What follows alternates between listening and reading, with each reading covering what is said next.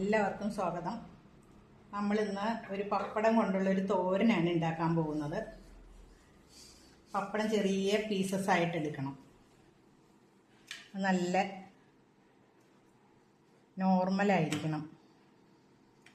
മറ്റേ നമ്മൾ സാധാരണ പപ്പടം മെഴുക്കുരുട്ടി ഉണ്ടാക്കുന്ന പോലെ കുറച്ച് വലിയ പീസാകാൻ പാടില്ല. ഇതുപോലെ നല്ല ഈർക്കിലി പരുവത്തിലുള്ള പീസായിരിക്കണം പപ്പടം.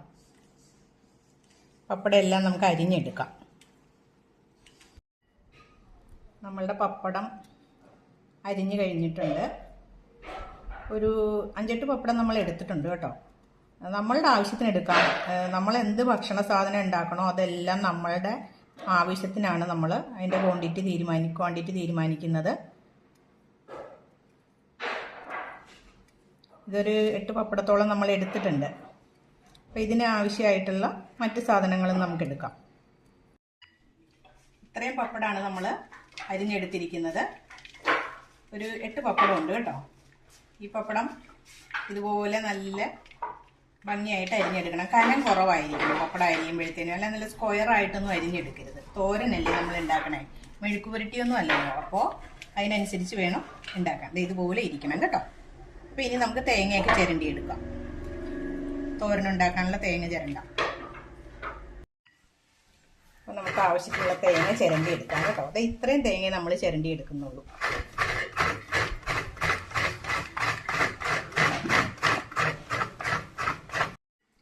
പപ്പടം തോരത്തിനുള്ള തേങ്ങ നമ്മൾ ചിരണ്ടി എടുത്തിട്ടുണ്ട് കേട്ടോ. ഇത്രയും തേങ്ങയാണ് നമ്മൾ എടുത്തിരിക്കുന്നത്. കുറച്ച് പപ്പടമല്ലേ ഉള്ളൂ, അപ്പോൾ നമ്മൾ കുറച്ച് തേങ്ങ എടുത്തിട്ടുള്ളൂ. ഇനി നമുക്ക് ഇതിലേക്ക് ആവശ്യമായിട്ടുള്ള പച്ചമുളക്, ചെറിയുള്ളിയൊക്കെ എടുക്കാം. കറിവേപ്പിൻ്റെ ഇല ഒക്കെ എടുക്കാം.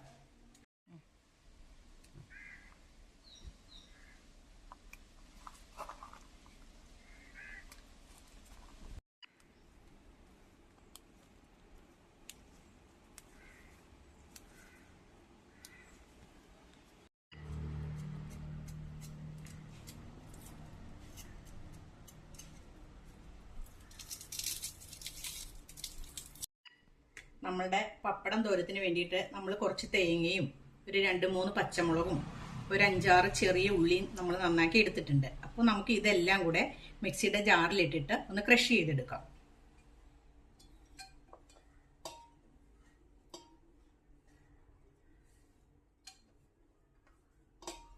ചെറിയ ഉള്ളി ഇട്ട് കൊടുക്കാം, പച്ചമുളക് ഇട്ട് കൊടുക്കാം. ഒന്ന് ക്രഷ് ചെയ്താൽ മതി കേട്ടോ. ഒത്തിരി അരഞ്ഞ് പോവരുത്.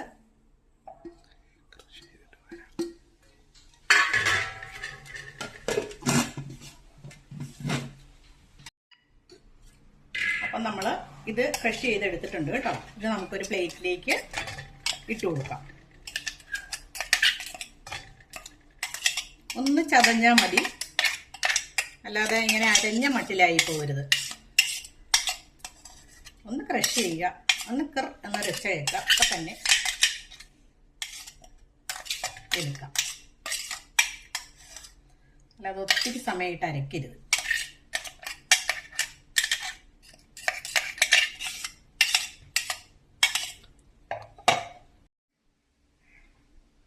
അടുത്തത് നമുക്ക് സ്റ്റൗ കത്തിച്ചിട്ട് പപ്പടം വറുത്ത് കോരാം. അപ്പം അതിന് വേണ്ടി നമ്മൾ ചീനിച്ചട്ടി അടുപ്പത്ത് വെച്ചിട്ടുണ്ട്.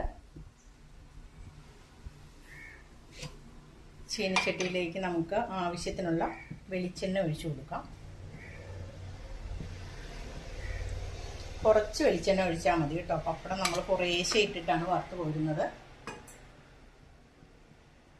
എണ്ണ ചൂടായി വരട്ടെ. എണ്ണ ചൂടായി വരുന്ന ടൈമിന് നമുക്ക് ഈ കറിവേപ്പിൻ്റെ ഇല ഉണ്ടല്ലോ, അത് നമുക്കിങ്ങനെ അടർത്തി വെച്ച് കൊടുക്കാം.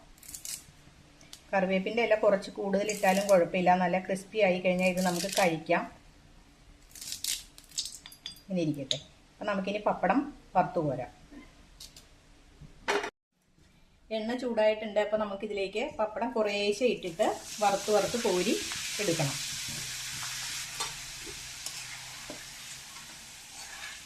ഒന്നിച്ചിടരുത്. ഒന്നിച്ചിട്ട് കഴിഞ്ഞാൽ ചില പപ്പടം വേകാതെ വരും. അതുകൊണ്ടാണ് നമ്മൾ കുറേശ്ശെ ഇട്ടിട്ട് വറുത്ത് കോരുന്നത്.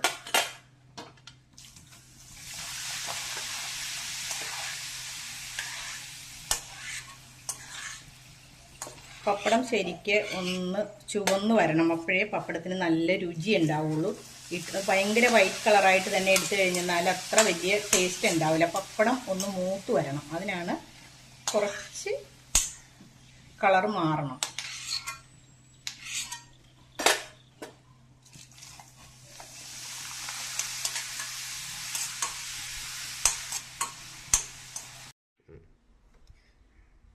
നമുക്ക് വീണ്ടും സ്റ്റൗ കത്തിക്കാം.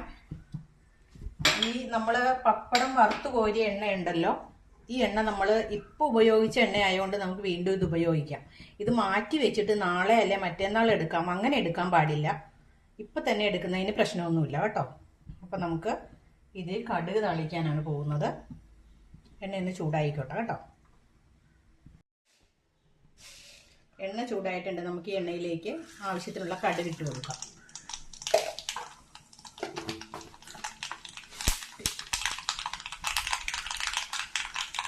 കടുക് നന്നായി പൊട്ടി അതിന് ശേഷം അതൊന്ന് പൊന്തിക്കിടക്കും. ആ സമയത്തെ നമ്മൾ മറ്റു സാധനങ്ങളൊക്കെ ചേർക്കാവുള്ളൂ. അപ്പോഴേ ആ കടുകിൻ്റെ ഗുണങ്ങളെല്ലാം നമുക്ക് കിട്ടത്തുള്ളൂ. കടുകെണ്ണയ്ക്കൊക്കെ ഭയങ്കര ഗുണമുള്ള സാധനമല്ലേ. അപ്പോൾ ഇനി നമുക്ക് ഇതിൻ്റെ കറിവേപ്പിൻ്റെ ഇലേക്ക്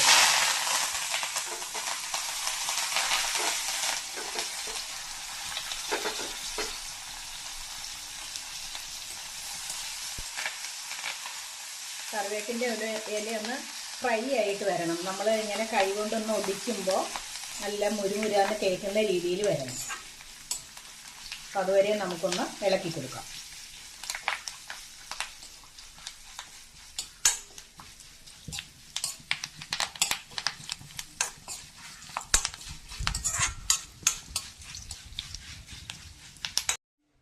നമ്മുടെ പപ്പടം വറുത്ത് കോരി വെച്ചിട്ടുണ്ട്. അപ്പോൾ ഈ പപ്പടത്തിൻ്റെ കൂട്ടത്തിൽ ഇതൊന്ന് ചെറുതായിട്ടൊന്നിങ്ങനെ പൊടിക്കണം. നമ്മൾ ഒന്നിങ്ങനെ പൊടിക്കണം ചെറുതായിട്ട്. ഇങ്ങനെ ചെറുതായിട്ട് പൊടിച്ചതിന് ശേഷം നമ്മൾ ഈ ചതച്ച് വെച്ചിരിക്കുന്ന തേങ്ങ ഉണ്ടല്ലോ, ആ തേങ്ങ നമ്മൾ തേങ്ങ, ചുവന്നുള്ളി, പച്ചമുളക് ഇതൊക്കെ ചതച്ച് വെച്ചിട്ടുണ്ട്. അതെല്ലാം നമ്മൾ ഈ പൊടിച്ച പപ്പടമായിട്ടൊന്ന് മിക്സ് ചെയ്യണം. തോരനാണല്ലോ, അപ്പോൾ അതിൻ്റെതായ ആ ഒരു ഇതിലേക്ക് വരണം.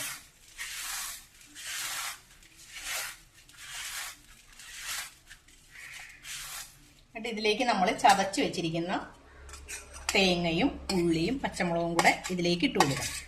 ചതച്ച് വെച്ചിരിക്കുന്നതാണ്, മിക്സിയിൽ ക്രഷ് ചെയ്ത് വെച്ചിരിക്കുന്നതാണ്.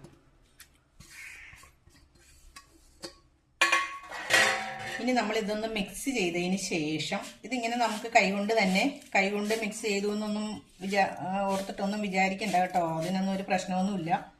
ഇങ്ങനെ കൈകൊണ്ട് ഒന്ന് മിക്സ് ചെയ്യണം. ചെയ്തതിന് ശേഷം നമ്മൾ ഇതിൻ്റെ ഉപ്പ് എങ്ങനെയുണ്ടെന്ന് നോക്കണം.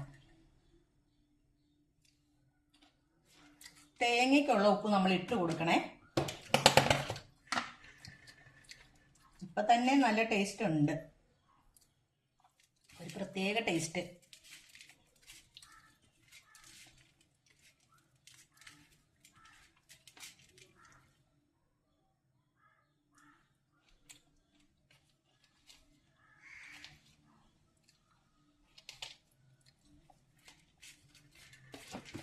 ഇപ്പോൾ ഉപ്പൊക്കെ പാകമായിട്ടുണ്ട് കേട്ടോ.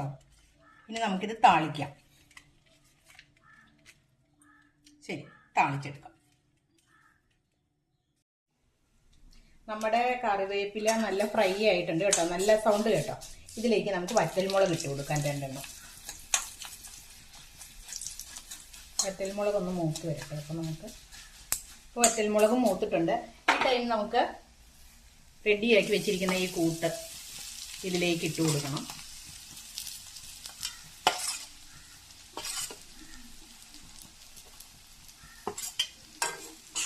ഇളക്കി കൊടുക്കാം. എന്നിട്ട് ഇടാൻ ബാക്കി.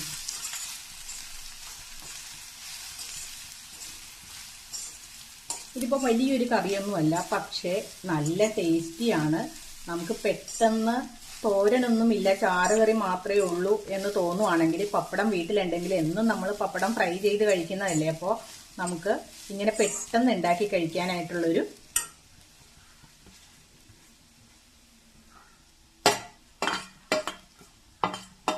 പെട്ടെന്ന് എളുപ്പത്തിൽ ഉണ്ടാക്കാം. കണ്ടോ, ഇപ്പം നല്ല ക്വാണ്ടിറ്റി ഉണ്ട്. 8 പപ്പടം മാത്രമേ ഉള്ളൂ. നല്ല ക്വാണ്ടിറ്റി ഉണ്ട്, നല്ല ടേസ്റ്റിയാണ്. നമുക്കിതൊന്ന് നന്നായിട്ട് ഉലർത്തിയെടുക്കണം. നല്ല ടേസ്റ്റിയാണ് കേട്ടോ. ഇതെല്ലാവരും ഉണ്ടാക്കി കഴിക്കണം. നമ്മളുടെ പപ്പടം തോരൻ റെഡി ആയിട്ടുണ്ട് കേട്ടോ. ഇനി നമുക്കിത് ഒരു പ്ലേറ്റിലോട്ട് മാറ്റാം. നമ്മളുടെ പപ്പടം കൊണ്ടുള്ള തോരൻ റെഡി ആയിട്ടുണ്ട്.